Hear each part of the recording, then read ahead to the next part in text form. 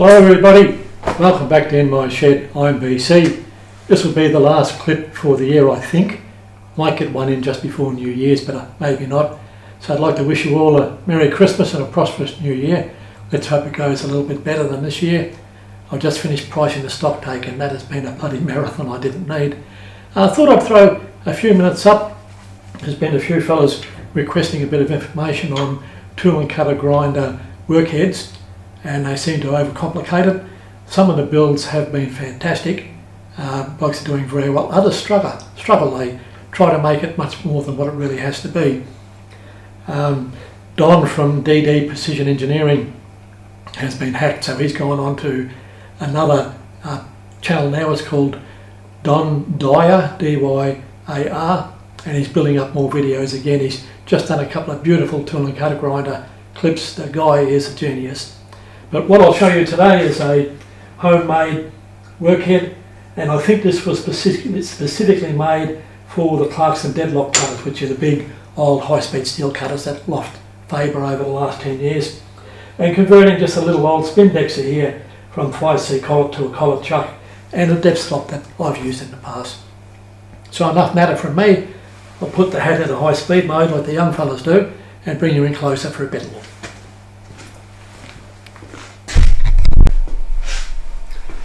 Okay, I've zoomed in for a look at the workpieces here. I hope I don't disturb the autofocus too much when I get my hands in to show you what we've got. This is home built. I've got to say a very good job except for the welding. Really solid, nice piece of steel. And typical Clarkson work has got an inner and outer bush, so you can have two different diameters of shafts in there. But this item was attached to it. And to me, I'm not sure, but it looks like a Clarkson deadlock cutter attachment. You screw the cutter on and then it's got two clamping screws that tighten it up that little bit more. Never actually used one, so don't know what they run like, but they were popular back in the 60s and 70s. But if you don't need tilt or swivel, that's all you have to build.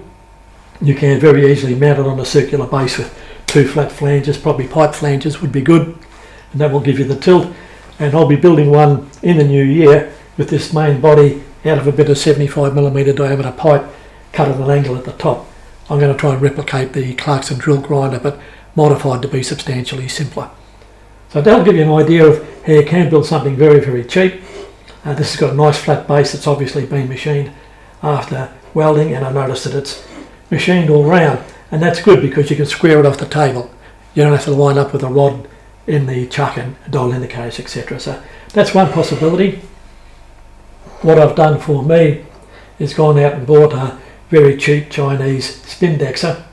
It's one of those that has a vernier scale at the back here, and depending on which hole you put the pin in, you can get 360 divisions.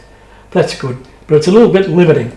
I find 5C collets tend to wear a little bit, although that does take more work than I would do with them. But on some of the other grinders I had, they're not my favourite collet. So what I did is bought a 5C to ER32 adapter. And it allows me to run all of my milling collets in the chuck, any attachments I've built for such, and that works really good. So that's an item that's good. Now, when I got this, the whole base was skew with it. It wasn't square, but the bore was good and the front face was square to the bore. So I took all the attachments out, stood it up on the front face and machined the base off. So I then had a nice right angle there, and then I set it up on the horizontal borer, measuring off that face, and I squared both the sides, and that gave it a reasonably easy to use body, and also drilled a couple of holes through the side here to bolt it down. So for some indexing jobs, this is a little beauty, and if you don't mind slow indexing, that'll do the job for you. Now, another stop I've used, and this is in my opinion one of the big failings of the Clarkson tool and cutter grinder, it doesn't come with a table stop, so you've got to be very innovative. What it does come with is a T-slotted table, and this is one of those universal mill stops, so you can mount the stop in a T-slot on the table, adjust the rod so that it touches the body of the column of the grinder, when you're at the spot you want to grind into and then lock it up. A very simple and easy stop. I just needed it for something I was doing one day, so I bodged it all together and it worked quite well. And I left the indexes back on the table, so I'll be back in a minute.